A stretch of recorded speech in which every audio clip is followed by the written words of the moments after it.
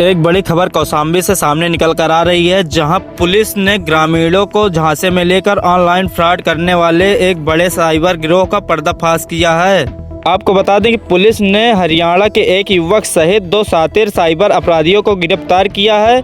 आरोपियों के कब्जे से एक थार गाड़ी, 17 सिम कार्ड, 21 एटीएम कार्ड, कई बैंकों की चेक बुक और नंबर प्लेट बरामद की गई है। जी हाँ, बिल्कुल आपने सही सुना। ग्रामीणों को पैसा का लालच देकर उनके नाम पर बैंक खाते खुलवाए जाते थे और फिर उन्हीं खातों का इस्तेमाल कर लाखों रुपए का ऑनलाइन फ्रॉड किया जाता था। इस पूरे मामले में खुलासा करते हुए पुलिस ने 2 आरोपियों को गिरफ्तार किया है, जिनमें एक आरोपी कौशाम्बी का और दूसरा हरियाणा के नूंह जिले का रहने वाला बताया जा रहा है। कौशाम्बी एसपी राजेश कुमार ने प्रेस वार्ता में बताया कि थाना मंजनपुर क्षेत्र के रहने वाले एक पीड़ित की शिकायत पर पुलिस ने जांच शुरू की थी।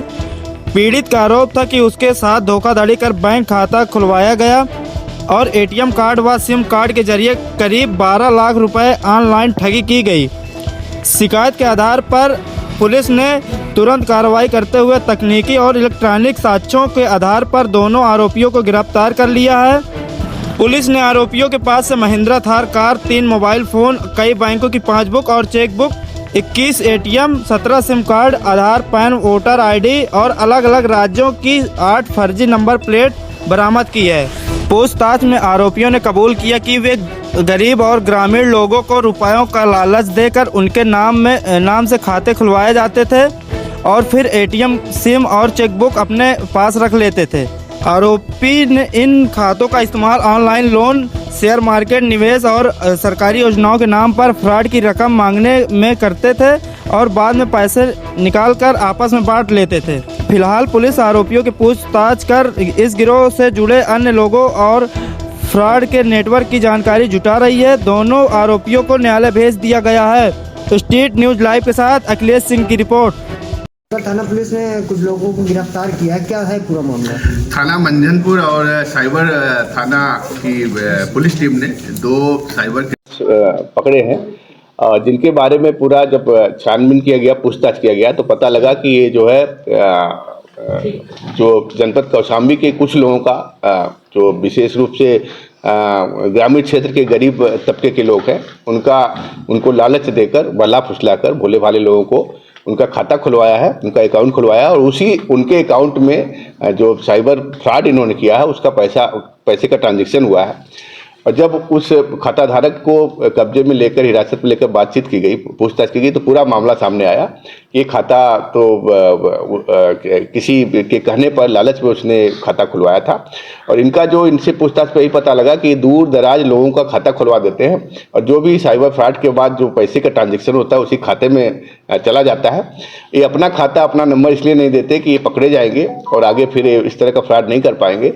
तो इस तरह के ऐसे लोगों को चुनते हैं जो पकड़े जाए तो वो बता भी ना पाएँ कि ये पैसा कहाँ से आया उनके पास और किसने किया है, और उनका नाम पता भी कहीं से सामने नहीं आएगा।